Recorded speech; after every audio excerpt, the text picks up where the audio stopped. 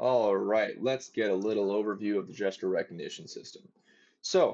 There's two primary mono behaviors, and then there's some scriptable objects. I use scriptable objects for the actual gestures. That way I can reuse them and have a kind of a central spot for the criteria of when is a gesture considered having been detected.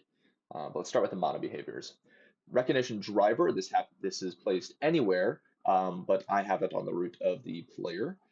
This is the actual analysis system. So this is the one where all the data is sent for analysis and checks to see, hey, of the transform points we were given and of the data points we were given, did it meet any of our gestures? And if yes, let's call those Unity events to do what we're supposed to do when that gesture is detected. So currently, it's just setting the text on this text mesh up here for the results.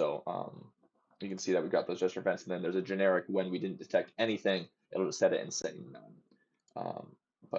Move on to the other mono behavior on the individual hand points. Gesture controllers. This mono behavior is put on anything that has the potential to begin tracking a transform and logging those data points to be sent to the recognition driver. It can handle approval checks. So these are essentially checks that must be met in order for it to start tracking. The left hand just requires that the thumb button is pressed, whereas the right hand requires that the thumb button is pressed as well as the right hand is inside of this trigger cube here. So that's just an example of the two different approval checks. There's a number of other approval checks. In my actual games, I typically require that the fist or the hand is closed into a fist and that the index finger is pointed outwards, and then the gestures can, that plus a thumb button can initiate gestures. That helps prevent it from happening accidentally. Just for visualization, you can use a line render or give whatever materials you want onto that. You can smooth out the line render, so this just runs a smoothing over all the different data points after the gesture is drawn. And then you can also override the transform of where it's tracking. By default, it'll just track its own transform. But the meat of the kind of detection and criteria of when a gesture is met is on the gesture's scriptable object itself. I can show you an example with the visualization window. Um, it's got positive checks and negative checks. Negative checks aren't used as often, but whenever a negative check is met or we detected that um, a negative check, the transform point went inside the negative check, that hurts the confidence level. It says, hey, it's probably not this gesture. Positive checks does the opposite. If transform point goes inside of this positive check, it says, hey, it stayed within our positive checks. It's probably what we're looking for. And so inside here, we can define that these positive checks must happen in a specific order. That's the is sequential. You can also define different check types. An arc is like the top of the heart here. The line type is like the bottom, and then the radius check is the circles you see here. Just means that your transform points must be within a given radius. The bounding box and the normalization info right here defines if it should maintain a 1:1 aspect ratio or if it should normalize the data points to be in a 1:1 ratio or whatever ratio is defined by this bounding box here. Acceptance threshold is exactly what it sounds like. If the confidence level of this gesture is over this amount, the recognition driver will say, hey, we saw that gesture, and so we're going to add that to our list of detected gestures. I say list because it's possible that the system could detect multiple different gestures in a single set of data points. It will then run through a weighting system.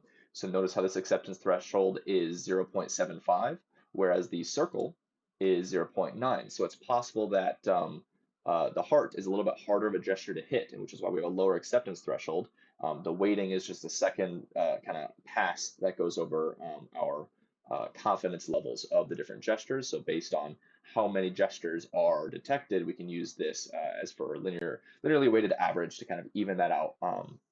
Helps make it more reliable in when we have multiple gestures, which one do we truly think was detected. So you can see here in a past run through I just did, and I'll give a live demo here at the end, it detected both the square and the circle after normalizing those data points. And so the circle, they were both quite high. However, the square was the correct gesture, and it was at 0.91, whereas the circle was at 0.90. So it was very close. However, it typically does properly detect the right gesture.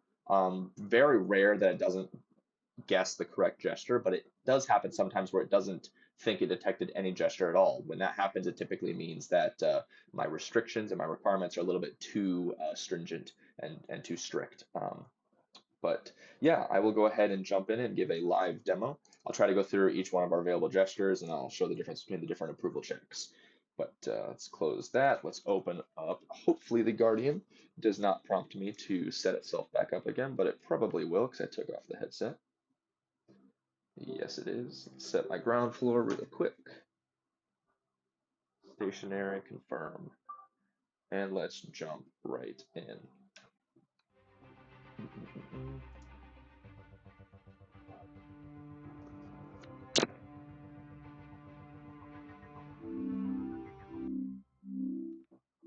Alrighty, so here we are. Got both hands, both my anchors. Left hand, remember, does not require the box, but it does still require the button. So I can draw, and you'll see the line renderer showing what I've drawn. I give it some gobbledygook, and it's completely incorrect. I can give it a square. I'm right-handed, so I'm going to switch over to that now. But you can see that I'm trying to do the same thing with my right hand here outside, and nothing is happening because it's not inside the cube. So now if I go over here, I can do the line, I can do the square, I can do my circle, I can do my triangle. Triangle is sometimes a little bit more difficult to hit. I can do my heart. There you go, you love me. And I can do the plus, and I got my S. So yeah, that's just a quick example of the different gesture recognition. I can also give it some whatever, and it's incorrect. Here you can see that I thought that was a heart, which is complete nonsense. But with a live player data set, I should be able to get, I could get some feedback and further refine these gestures. But for the time being, it's more than enough. I primarily use the S in my games to load the pause menu. So that way the player can adjust settings on the fly and stuff, and it'll have a menu kind of dissolve in front of it. And I will show you that in my next demo.